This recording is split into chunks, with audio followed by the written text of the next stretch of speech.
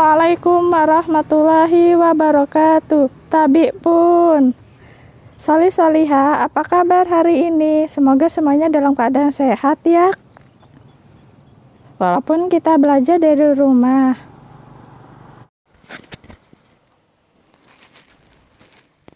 Solih Soliha, hari ini kita belajar tema 1 yaitu hidup rukun.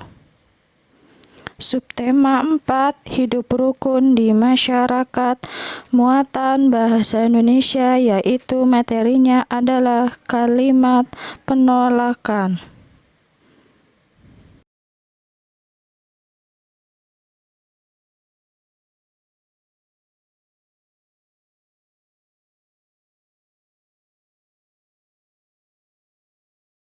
Tujuan pembelajaran kita hari ini yaitu yang pertama, siswa dapat mengidentifikasi kalimat penolakan pada teks berikut.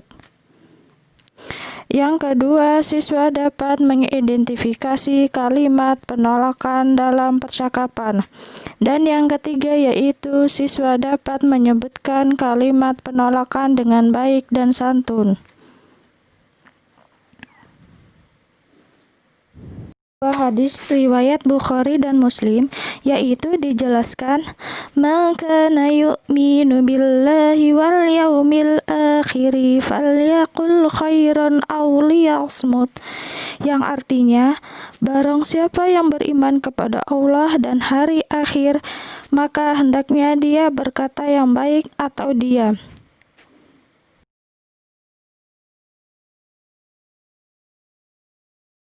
Nah, Solih Soliha, sangat hati-hati sekali ya nak dalam berbicara sehingga jangan menyakiti hati orang lain.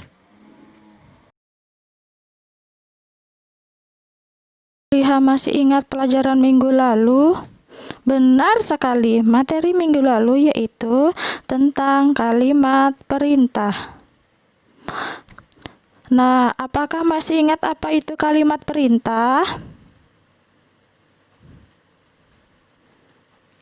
Kalimat perintah adalah kalimat yang digunakan untuk meminta orang lain melakukan sesuatu.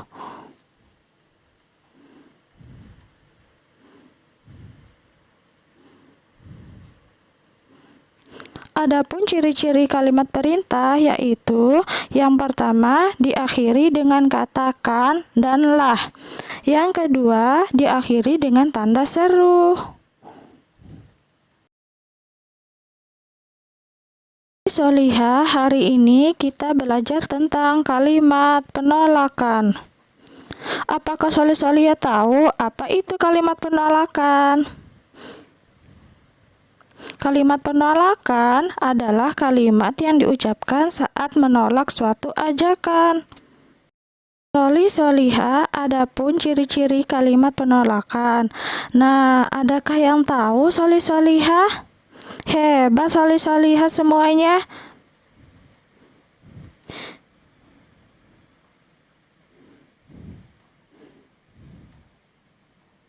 Kalimat penolakan ditandai dengan kata maaf, tidak, terima kasih, lain kali ya, dan disertai alasannya. Jadi, kalau Soliha menolak ajakan seseorang disertai alasannya, mengapa kita menolak ajakan tersebut?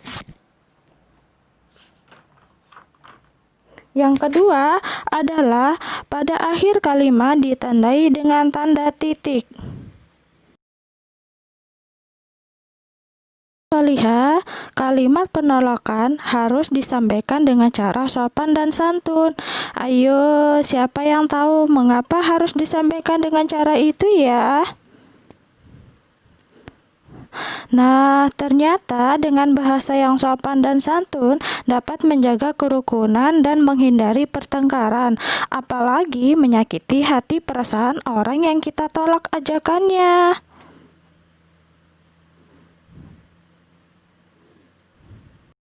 Soliha, ayo kita baca teks cerita di bawah ini. Pada hari Minggu besok, Aisyah dan Aini akan mengerjakan tugas kelompok membuat hasta karya. Mereka ingin mengajak Haifa untuk mengerjakan tugas bersama. Haifa, hari Minggu besok aku dan ini akan mengerjakan tugas hastakarya. Apakah kamu bisa ikut? Tanya Aisyah. Aku tidak bisa ikut karena akan mengunjungi bibi yang sedang sakit. Baiklah, kalau begitu kita undur saja membuat hastakaryanya di minggu depan. Titip salam buat bibimu ya. Semoga cepat sembuh, ucap Aini.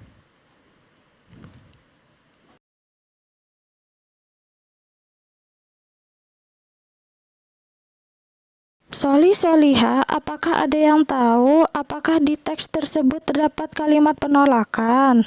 Betul sekali, kalimat penolakan ada pada bacaan. Aku tidak bisa ikut karena akan mengunjungi bibi yang sedang sakit.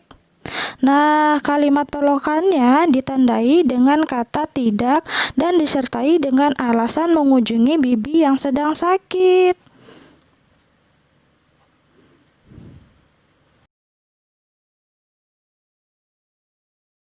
Soliha, perhatikan percakapan di bawah ini ya. Ali, ayo kita manjat untuk mengambil layang-layangan itu. Maaf Udin, aku harus segera pulang karena harus membantu ibu.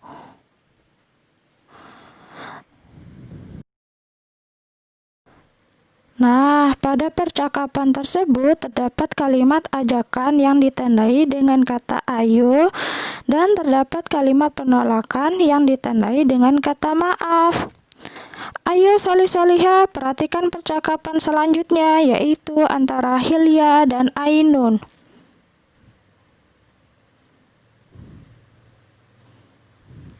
Hai Ainun, ayo kita bermain ayunan di sana. Males panas-panas main ayunan. Nah, pada percakapan tersebut, kata ajakan yaitu ayo dan terdapat kalimat penolakan. Soli Soliha, manakah yang termasuk contoh kalimat penolakan dengan bahasa yang santun? Apakah yang pertama atau yang kedua? Nah, betul sekali. Contoh yang pertama yaitu kalimat penolakan dengan santun. Kenapa ya?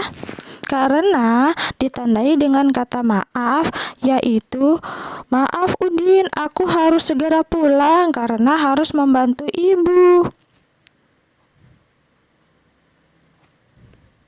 Sedangkan contoh kalimat penolakan yang kedua yaitu tidak santun. Kenapa? Karena ditandai dengan kata malas, panas-panas main ayunan. Nah, Soli Soliha, sudah tahu kan yang manakah contoh kalimat penolakan yang santun dan manakah yang tidak termasuk contoh penolakan yang tidak baik?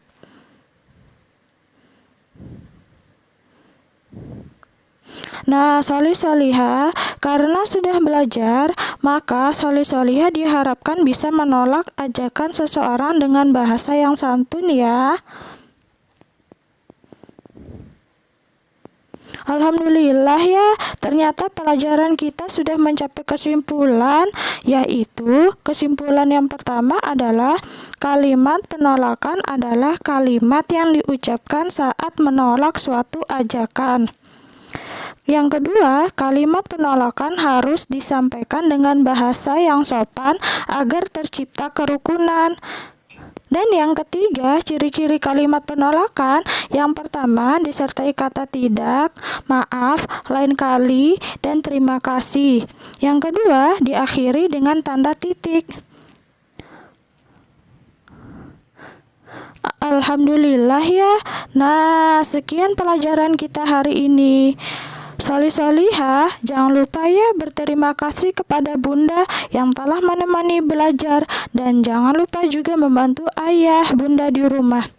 Tetap semangat ya Soli Soliha dan jaga kesehatan.